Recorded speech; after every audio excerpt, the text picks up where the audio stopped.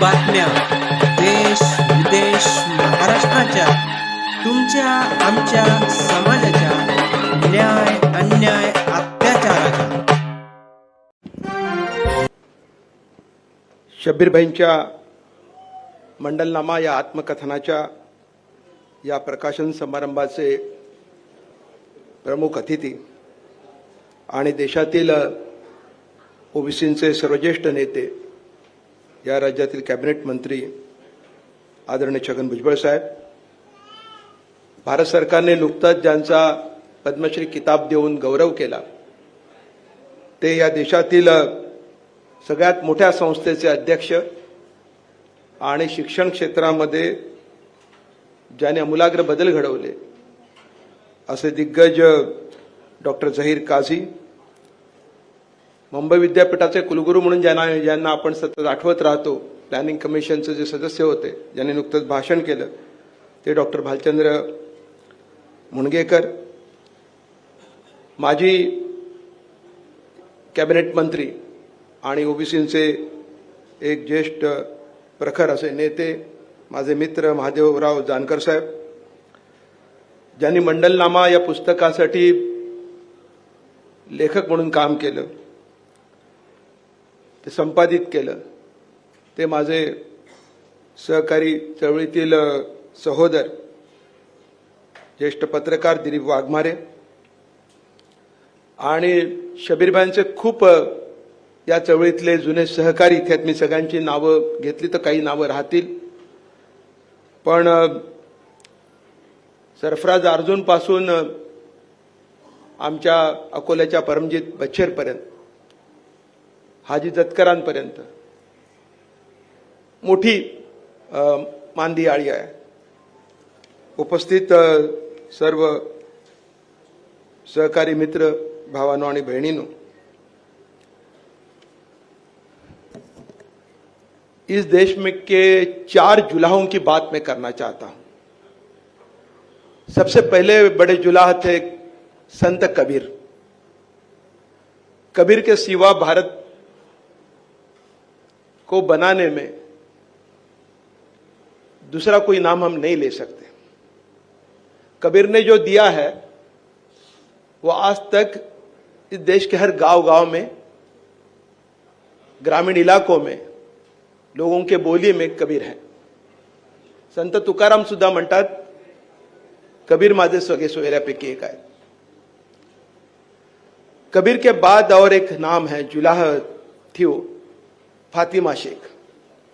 बहुत छोटी उम्र मिली, छोटा समय मिला, मगर महात्मा फुले ने जो पहला स्कूल शुरू किया था उसकी पहली टीचर थी सावित्रीबाई फुले, और पूरे समाज ने जब बहिष्कृत किया था तो उस्मान भाई शेख ने अपने घर में पनाह दी थी और अपने बहन को साथ दिया था. फातिमा भी सावित्रीबाई के साथ जाती थी, पढ़ाती थी, और सावित्रीबाई महात्मा फुले को पत्र लिखकर बताती है कि फातिमा है इसलिए मैं स्कूल चला रही हूं. दुख की बात है, बोलना नहीं चाहिए मगर माननीय मंत्री महोदय यहां है इसलिए बोलना चाहता हूं. जो नया पाठ्यक्रम बनना शुरू हो चुका है उसमें से फातिमा शेख का चरित्र हटा दिया गया है, मगर उस जुला के घर की वो औरत इस देश को बनाने में सबसे एक बड़ी थी. तीसरा जुलाह था अब्दुल कईम अंसारी. उत्तर भारत के नेता थे, बिहार के नेता थे, और पसमानदा मुसलमानों की सबसे पहली बात आजादी के पहले अब्दुल कईम अंसारी साहब ने की. वो आरक्षण तो नहीं ले पाए मगर अपनी बात जोर से रखी, पंडित जी से लेकर जाकर लड़ते रहे और पसमानदा मुसलमानों को आरक्षण होना चाहिए बात करते रहे. वो आरक्षण सबसे पहले मंडल आने के पहले जो दिया मुस्लिम ओबीसीयों को, पसमानदा मुसलमानों को, पिछड़े मुसलमानों को, वो कर्पूरी ठाकुर साहब ने दिया, जिनको आज भारत रत्न किताब से नवाजा गया. चौथे जुलाह हमारे सामने बैठे हैं, शब्बीर अहमद अंसारी साहब। जुलाह कपड़ा बुनता है, धागे एक दूसरे से जोड़कर एक महावस्त्र बनता है। इस देश के इतिहास का, इस देश के संस्कृति का महावस्त्र, इस देश का जो ताना बाना है, उसको बुनने का काम इन 4 जुलाहों ने किया है। और मुनगेकर साहब ने सर्टिफिकेट दिया, कुलगुरु महोदय जब सर्टिफिकेट देते तो उसका मानना पड़ेगा। हम बोल देंगे तो बोलेंगे ये तो शब्बीर भाई के साथी है तो बोलेंगे, मगर सबसे बड़ा योगदान यदि देश के पसमानदा मुसलमानों की बात किसने की होगी तो शब्बीर अहमद अंसारी ने की। इसलिए 4 जिलाओं की बात। सर सैयद अहमद और मौलाना आजाद का योगदान एक बहुत बड़ा था तालीम के जगत में, आजादी के जंग में, देश को बनाने में। मगर पिछड़े और पसमानदा तबकों को उनका हुकूक मिलना चाहिए, इसके लिए जिन लोगों ने लड़ाई की उसमें शब्बीर भाई का योगदान बड़ा है। तब तक अंतुले साहब का जिक्र अभी किया था, पूरे महाराष्ट्र पर तब तक अगड़े लोगों का ही राज था। पिछड़ों को अपना स्थान बनाने के लिए बहुत, हाँ अभी भी है, तो पिछड़ों को स्थान बनाने अपना संघर्ष करना पड़ता है। जानकर साहब भी आज भी संघर्ष कर रहे हैं। मगर पहले 2 पिछड़ों को टिकट दिलवाने का काम, हाफिज भाई आज नहीं रहे मगर हमारे ताहिर मोमिन साहब है बैठे भिवंडी से, तो रशीद ताहिर मोमिन साहब, उनको टिकट दिलवाने का काम शब्बीर भाई ने किया। इस मूवमेंट में 2 बड़े लोगों ने यदि साथ नहीं देते तो पसमानदा की बात पूरे भारत में जमकर ताकत से खड़ी नहीं रहती। उनमें एक सबसे बड़ा नाम है, महानायक जो थे दिलीप कुमार यूसुफ खान साहब, और वो खुद को बागबान कहते थे और हिम्मत से खड़े रहे। मुंबई आए, भिवंडी आए, सांगली गए, हैदराबाद गए, बंगलोर गए, दिल्ली गए, लखनऊ गए, हर जगह गए। और दिलीप कुमार साहब ने जिस तरह से ताकत से इस मूवमेंट को समर्थन दिया, उसके लिए मेरे पास उनके प्रति कृतज्ञता रखने के सिवा और कोई शब्द नहीं है। उनको भारत रत्न दिया जाना था, नहीं दिया गया, क्योंकि भारत रत्न देने में भी राजनीति होती है। कर्पूरी ठाकुर का ऐसे याद नहीं किया, पिछड़ों के लिए नहीं याद किया। पिछड़ों को दबाना और बाद में संभालने के लिए कर्पूरी ठाकुर को देना। मौका आएगा, जब आएगा तब आएगा। मगर दिलीप कुमार साहब के बाद और एक शख्स है जिन्होंने इस मूवमेंट को बनाने में पूरी अपनी ताकत लगाई, समय दिया, खड़े रहे, अपनी संस्था का खड़ा किया। वो है डॉक्टर जहीर काजी साहब। क्योंकि जहीर काजी साहब मैं देख रहा हूं पिछले 40 साल से इस मूवमेंट से जुड़े हैं। कारण गोरा गोमटा माणूस, यंग माणूस, इंग्रजीत बोलणारा माणूस जेव्हा अशा गोष्टीचं समर्थन करतो तेव्हा लोकांना पण मान्यता द्यायला लागतात। नाही तर शब्बीर भाईना बाहेर काढायचे ना लोग, भाई हमारे कोई जात पात नहीं है, तुम काय की ये बात करते हो। हाँ ये बात सही है कि इस्लाम में जात पात नहीं है, क्रिश्चियनिटी में जात पात नहीं है, मगर जात पात एक व्यवस्था इस भारत देश की, इस उपखंड की, पाकिस्तान से लेकर बांग्लादेश तक जात है।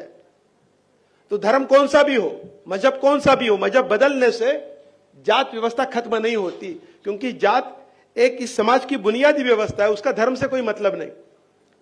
इसलिए धर्म बदलने से जात नहीं बदली, और इसलिए पिछड़ों को वो सहूलत देने की जरूरत है, उनको पिछड़ापन दूर करने के लिए। और ये बात शब्बीर भाई ने तब से की। मुझे याद है कि मंडल की जब जनार्दन पाटिल साहब का जिक्र किया, हम लोग भूल जाते हैं, कर्पूरी ठाकुर को अभी याद किया गया। महाराष्ट्र सरकार किस किस को महाराष्ट्र भूषण देती है, जनार्दन पाटिल को महाराष्ट्र भूषण नहीं दिया गया। जनार्दन पाटिल के नाम पर कुछ संस्था नहीं बनाई गई। उनको वो जो मिलना चाहिए था, गोपीनाथ मुंडे से लेकर छगन भुजबल तक, महादेव जानकर से लेकर कपिल पाटिल और शबीर भाई तक, नाम तो बहुत है, मगर हमारे सब ओबीसी का बाप जनार्दन पाटिल था, ये ध्यान रखिए, याद रखिए। यदि जनार्दन पाटिल नहीं होते तो ओबीसी क्या मतलब है, ये भी नहीं समझता था। और मैं जाता था जनार्दन पाटिल, बहुत छोटा था तब, कई ओबीसी लोग कहते थे कि हम पिछड़े नहीं, हम दलित नहीं, हमको नहीं चाहिए आरक्षण। इस तरह के बात उनके समाज में, न्याती संस्था में होती थी, मुसलमानों में भी होती थी, उसमें कोई अलग बात नहीं है। पिछड़ापन का एहसास अभी होने लगा है। पिछड़ा अगड़ा, इसके बारे में कई चर्चा आजकल शुरू है, उस बारे में मैं नहीं जाना चाहता क्योंकि ये मंच अलग है। डॉक्टर मुनगेकर साहब और भुजबल साहब की एक भूमिका अलग है, मेरी भूमिका अलग है, क्योंकि मैं महात्मा फुले के विचारों पर चलता, और महात्मा फुले ने जिनको जिनको कहा उनके लिए मिलना चाहिए, मेरा कहना है। सवाल यह है कि ओबीसी के अंदर जो अति पिछड़े लोग हैं उनको क्या मिलेगा, उनका प्रोटेक्शन कौन करेगा? एससी एसटी ओबीसी के अंदर जो भटके मुक्त है, भटके मुक्त और उन जमातियों को 8% का प्रोटेक्शन मिला है। वो कोई ज्यादा मिला ऐसा नहीं, उनके संख्या के बावजूद। आपका संघर्ष शुरू है जानकर साहब, मगर मुस्लिम ओबीसी को अलग प्रोटेक्शन देने की जरूरत है। कई ओबीसी छोटी जाति ऐसी अलितेदार बलितेदार जाति है, जो व्यावसायिक जाति है, उनकी हालत बहुत बदतर है, तालीमी भी, माली भी, सब तरह की हालत बदतर है। उनको न्याय दिलाने के लिए उनके अति पिछड़ा लोगों की बात कोई करता नहीं, ये मुझे दुख है। और उनको आरक्षण हम दे सकते हैं, अलग तरह से दे सकते हैं, यदि अन्य राज्यों में यह संभव है। कर्पूरी ठाकुर साहब ने तब किया था बिहार में, मंडल आने के 10 साल पहले। मंडल तो 10 साल के बाद आया, और बीपी मंडल कर्पूरी साहब के कैबिनेट के में मंत्री थे। 10 साल के बाद जनता पार्टी जब की सरकार आई तब बनाया। और ये याद रखिए, वो सही कहा उन्होंने, और इस पुस्तक में लिखा, मुनगेकर साहब तो कांग्रेस के सांसद रहे, कि कांग्रेस के रहते हुए ओबीसी को नहीं सहूलत मिली। ये तो बात सही है ना, क्या गलत तो नहीं है? जब जनता पार्टी आई, जब जहां जहां समाजवादियों का राज आया, तभी तभी पिछड़ों को, ओबीसियों को, दलितों को उनका न्याय का अधिकार मिला है। उसके पहले न मिला था, उसके बाद भी नहीं मिला। यदि समाजवादी सत्ता में थोड़े भी हिस्से में है तो पिछड़ों की बात होती है, पसमानदों की बात होती है, और वो नहीं है अंदर तो रास्ता अलग किया जाता है। बातें होती है, बातें तो सब आरक्षण की करते, हर समाज मांग रहा है आरक्षण, मगर न्याय की बात प्रस्तापित करने का काम इस देश में डॉक्टर रामन और लोहिया से लेकर मंडल तक, कर्पूरी ठाकुर से लेकर हमारे जनार्दन पाटिल तक, इन लोगों ने किया है। और उसी रास्ते पर चलने वाले शबीर अहमद अंसारी है। होता ऐसा है कि आदमी जिंदा होता है तब तक उसकी कीमत नहीं मालूम होती है। मैंने परसों मुस्लिम अधिकारियों के साथ बहुत कड़क भाषा में बात की कि आज आप वहां हैं, उसका कारण शबीर अहमद अंसारी है। शबीर अहमद अंसारी नहीं होते तो आज मुस्लिम समाज के अधिकारी जो ऊपर तक पहुंचे हैं, आरक्षण पाते हैं, सर्टिफिकेट निकाल पाते हैं, क्योंकि शबीर अहमद अंसारी की मेहनत है। वो आगे आए, उनके घर में नहीं कुछ मिला, पत्र के घर में आज भी रहते हैं। बच्चे तो अभी डॉक्टर बन गए, सब बच्चियां बन गई, दामाद अच्छे बन गए, मगर वो अपने घर में रहते हैं। यदि शबीर भाई का जो सैक्रिफाइस है, उसका उनका जो त्याग है, वो नहीं होता तो नहीं होता। हम भूल जाते हैं अपने आदमी को, हम भूल जाते हैं। कितने लोगों को अब्दुल कयूम अंसारी का नाम है कि जिन्होंने पहली बात हमारी की? कितने लोगों को पता है फातिमा शेख ने सावित्रीबाई को साथ दिया था? यदि हम ही याद नहीं करेंगे तो सरकारें जो आएगी कमंडल वाली, वो तो अपने इतिहास को मिटाएगी। जिस तरह से फातिमा शेख का इतिहास मिटाने की कोशिश यहाँ की कमंडल सरकार कर रही है, तो उसको प्रस्तापित करने का काम हमारा नहीं तो इसका और किसका है? आज वो जिंदा है इसलिए उनकी कीमत नहीं हमें समझती, मगर शबीर भाई ने जो सैक्रिफाइस किया है, घर दार छोड़ के, अपने बच्चों तक नहीं उन्होंने देखा। आज मुसलमान समाज कुछ तरक्की कर पा रहा है, आगे जा रहा है, अपनी शिरकत ले पा रहा है। उसमें महाराष्ट्र में केवल बात नहीं कर रहा हूं, पूरे देश में शबीर अहमद अंसारी का योगदान है। और उस योगदान को कबूल करना ये हमारी जरूरत है, तभी हम न्याय दे पाएंगे। मसावत की बात मुसलमान को पढ़ाने की जरूरत नहीं है, क्योंकि इस्लामी मसावत की बात करता है। और इसीलिए यहाँ के कई पिछड़े लोग, कई दलित समाज के लोग जिन्होंने इस्लाम को कबूल किया, इस्लाम खैबर खिंड से आया, तलवार से लेकर आए, ये इतिहास में ये लोग बताते, कमंडल वाले। इतिहास वो नहीं है, ये वो रहता तो मुसलमान बादशाह तो कई हुए, कई की पत्नी हिंदू थी, बादशाह अपने पत्नी का धर्म नहीं बदल पाए तो तलवार के नोक पर पूरे समाज को बदलते क्या, मुसलमान करते थे क्या? वो नहीं होता। इस्लाम कबूल किया गया क्योंकि मसावात की बात थी, समता की बात थी, खुदा के सामने सब समान है, ये बात होती थी। इसलिए लोगों को कि ऐसा भी होता है, ये एहसास हुआ, इसलिए क्रिश्चियनिटी को कबूल किया गया, इसलिए इस्लाम को कबूल किया गया, इसलिए वारकरी संप्रदाय को कबूल किया गया, वैष्णव समाज बढ़ा। तो शबीर भाई उस रास्ते पर चलने वाले इंसान है, खुदा पर उनका भरोसा है, इस्लाम पर वो बहुत, कुरान शरीफ तो पढ़ते रहते, नमाज अदा करते, पास्ताई सब करते हो, फिर भी बात करते पसमानदा की।